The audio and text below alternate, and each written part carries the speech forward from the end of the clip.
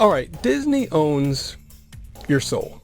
Actually, they own both Marvel Studios and Star Wars. And I noticed something a few weeks ago that blew my mind. They actually paid more for Star Wars than they did for all of Marvel. Now, there's a lot that goes into that, of course, but Episode 7 did also outgross the Avengers.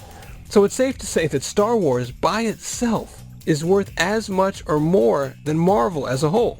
That's crazy. And you can't throw an easy explanation at it. The demographics are the same. They're both rooted in people's childhoods. They're both as marketed as you could possibly get. But there's clearly some difference.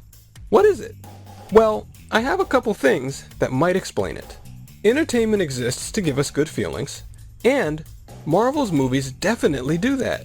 They're exciting, cool, engrossing, and make comic fans feel like they belong. So, by that measure, they work. And Star Wars, of course, works too. So, looking at it that way, we can't explain the difference. But the key to it is that our feelings actually aren't all equal. They each influence us to do different things, which play a part in surviving and reproducing. So they each have different effects. You see, a long time ago, when we lived in villages, we each needed to look out for our own survival. But on top of that, we each did better in groups, where we could divide our labor and protect each other. So, beyond emotions that relate just to us individually, like keeping us alone safe, or making us want to promote our own individual reputations, we also have a set of emotions that deal with our group as a whole, and influence us to do certain things to protect that group. And those things can be more important to our survival than something centered only on us.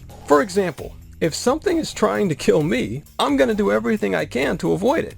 But if I'm safe, but that thing is trying to kill other people in my group, if it succeeds, it will in turn harm my own life, both because it removes my potential mates and people who work with me, and because it's likely to try to kill me later. The more other people it's threatening, the more of a threat it becomes to me. And so, the more I'll feel to make me act.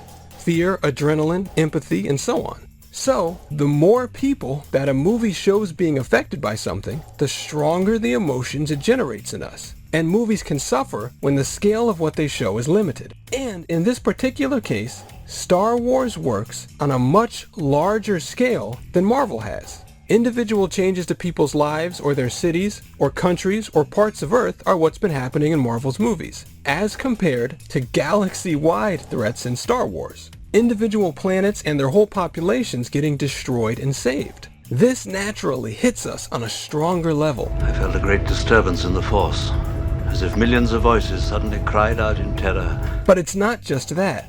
Our feelings also increase if there's more than one thing causing what's happening, making it a bigger threat or more likely to happen. We might be attracted to someone if they have a cute face, for example, and we might find them more attractive if they have muscles, and feel it even more if they seem attracted to us, because the chance of something happening goes up in each case. So, both Star Wars and Marvel have a die-hard fan base that feels validated by the movies being released. It confirms that what they like is good and valuable. Like as we've said, the good guy winning confirms what we believe. It's the same feeling. But, and this is the cool thing, that's only one source of that feeling. And there can be others. And this is also the other point where Star Wars is different. Marvel has been focused on being cool, having characters who are brilliant and tough and do amazing things. But like we've talked about, the audience can only connect to that so much. Sure, we like having our values confirmed, but we have deeper feelings, imperfections, and insecurities, and we actually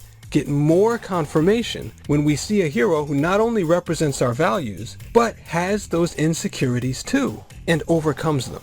So, in addition to the feeling of the fan bases uniting, Star Wars delivers more things that give us strong emotions. The actual feeling of confirmation, the scale of the effect, and so on. And so, as a product, even though they both give good feelings, Star Wars gives people more.